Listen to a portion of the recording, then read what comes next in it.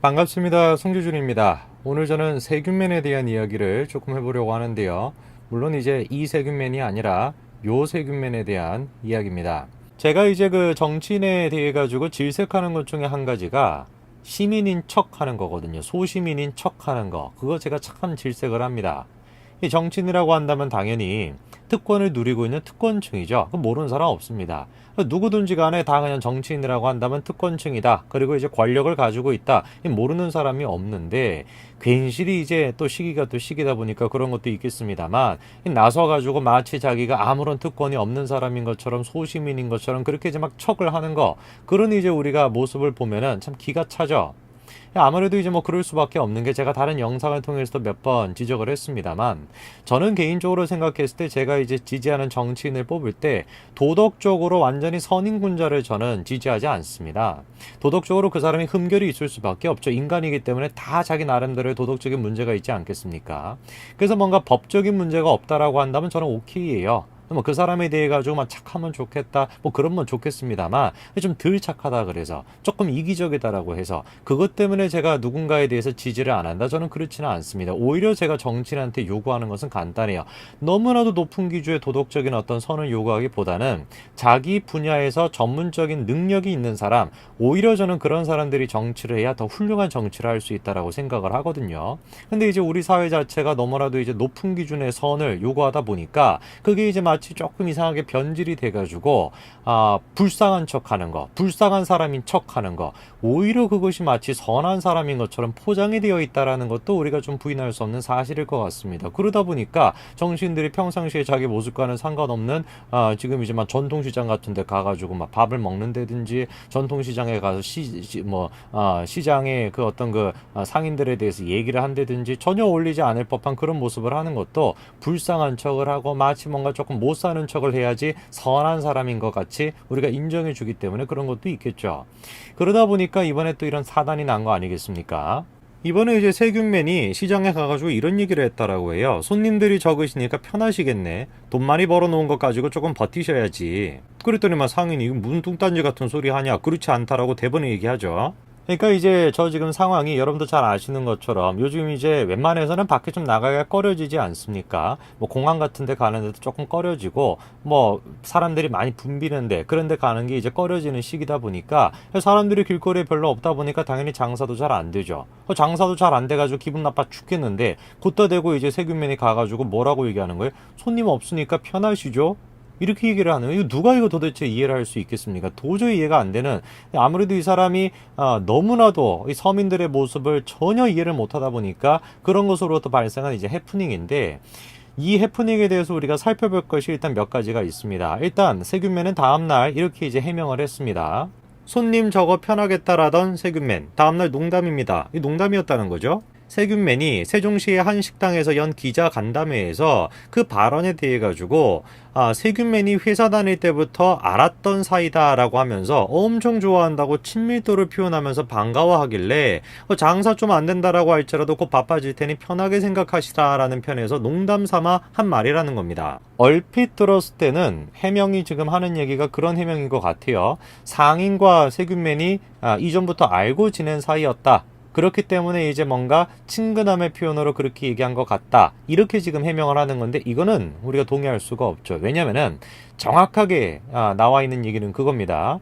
세균맨도 마찬가지로 상인을 알고 지냈다가 아니에요. 그렇죠? 세균맨도 상인을 이전부터 알고 지냈다가 아니라 상인이 일방적으로 세균맨이 회사를 다녔을 때 봤었다, 그냥 이게 답니다. 그러니까 무슨 둘 사이에 무슨 연인 관계가 있다, 연인 관계가 아니라 잘못 얘기했습니다. 연인 관계가 아니라 인연을 맺어왔다.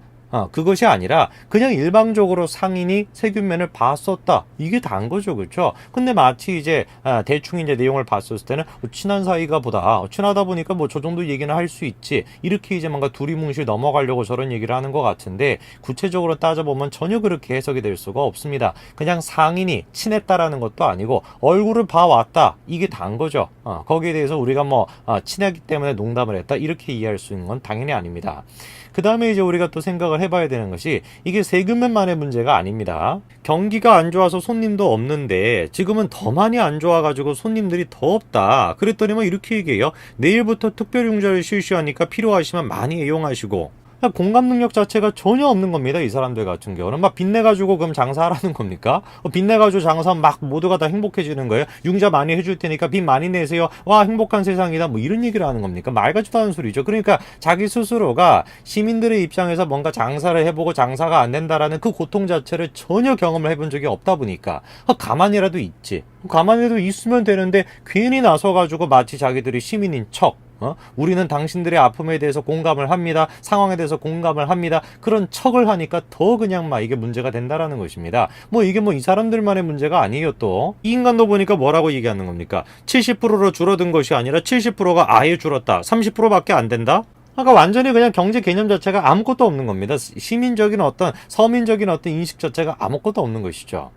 제가 지적을 하고 싶은 거는 뭐냐면은 뭐 서민인 척 한다. 그거 뭐 제가 어느 정도 이해할 수는 있습니다. 그런데 이런 어떤 사태 자체를 바라보는 관점이 굉장히 우리나라가 지금 왜곡돼 있다라는 걸 제가 조금 덧붙여서 얘기하고 싶어요. 대표적인 게 바로 언론인데요. 이번에 또 이런 일이 있지 않았습니까? 1980년대 무슨 사태가 있었죠 라고 하면서 역사 인식 논란 뭐 이런 것도 있었는데, 그러니까 이제 황 대표가 떡볶이를 먹으면서 오뎅을 먹으면서 이제 무슨 사태가 있었죠 라고 얘기를 했더니만 마치 그냥 집단적인 파라노이드에 걸린 사람처럼 득달같이 달려들어가지고 야, 감히 어떻게 그 운동을 사태라고 얘기할 수가 있냐, 이 역사 인식이 완전히 잘못된 거 아니냐, 막 그렇게 막 들고 일어난 겁니다. 뭐 대표적으로 이 인간도 마찬가지죠. 무례하고 막 오만하다라고 하면서 막 검은 그림자가 떠오른다, 그냥 막 난리가 났습니다. 뭐 저 인간뿐만 아니라 언론도 마찬가지죠. 그쵸? 언론도 그냥 막 다 그냥 들고 일어나가지고 폄훼를 했다라든지 무슨 뭐 망언을 했다라든지 난리가 났습니다. 그러니까 그 운동에 대해 가지고 사태라고 얘기했다가 지금 저 난리가 난 겁니다. 사태가 뭔데요? 사태라는 거는 그대로 그냥 중립적인 얘기 아닙니까? 이것도 저것도 아닌 어떤 도덕적인 판단이 아무것도 없는 그냥 글자 그대로 상황을 뜻하는 게 사태라는 말인데, 그 운동을 감히 사태라고 얘기했다라고 막 거만하고 막 오만한 것이다. 이 뭐가 오만한 겁니까? 어떻게 해야 지금 도대체가 겸손할 수가 있는 거예요? 사태라는 말을 써가지고 오만하다라는 얘기를 들으면은 막 그냥 엎드려서 막 절을 하고 막 제사를 올리고 그냥 막 그렇게 막 난리를 쳐야지, 그래야지 막 겸손한 사람이 되는 겁니까? 말도 안 되는 소리죠. 그리고 실제로 봤었을 때 황 대표가 직접 나서가지고 그거를 얘기하고 싶었던 게 아니라 그냥 휴교령을 얘기하고 싶었던 것이다 라고 직접 이렇게 밝혔습니다. 그러면 된 거죠. 그냥 사태라는 말을 썼어요. 1980년대 무슨 사태 이렇게 얘기해가지고 완전히 그냥 이 난리가 나니까 야, 무슨 소리 하는 거야, 내가 그 운동을 얘기하고 싶었던 게 아니라 나는 그냥 휴교령을 얘기하고 싶었던 거야 라고 직접 밝혔죠. 워딩 글자 그대로 보시게 되면 그냥 사태 그냥 이렇게 나오기 때문에 무슨 사태를 지칭하는지는 자기만이 아는 것이고, 자기만이 아는 거를 얘기를 해줬잖아요. 야, 나는 그 운동 얘기하는 게 아니라 휴교령을 얘기했던 것이었어. 그러면 엔드 오브 스토리 끝이어야 되죠. 그런데 이상한 게 언론들의 모습입니다. 그냥 끝나는 것이 아니라 다시 들어보겠대요. 그 발언을 다시 들어보니까 1980년 그때 뭐 하여튼 무슨 사태가 있었죠.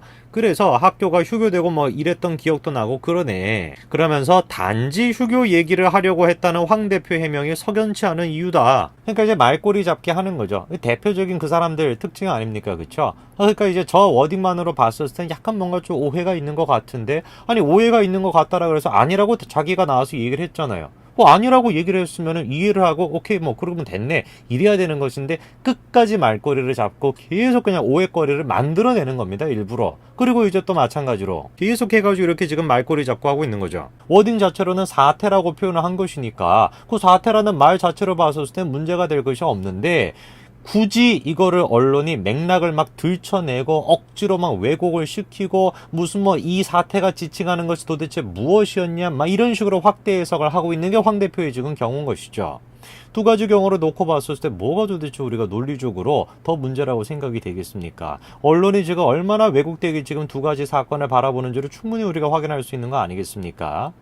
우리가 건전한 사회가 되려고 한다면은 오해가 되는 말을 했다, 오해가 되는 말을 했으면 오케이 받아들일 수 있으면 좋겠어요. 저는 그래서 세균맨이 하는 그 얘기도 자기가 그냥 농담조로 했다라고 하니까 혹은 뭐 그 농담이었나 보다.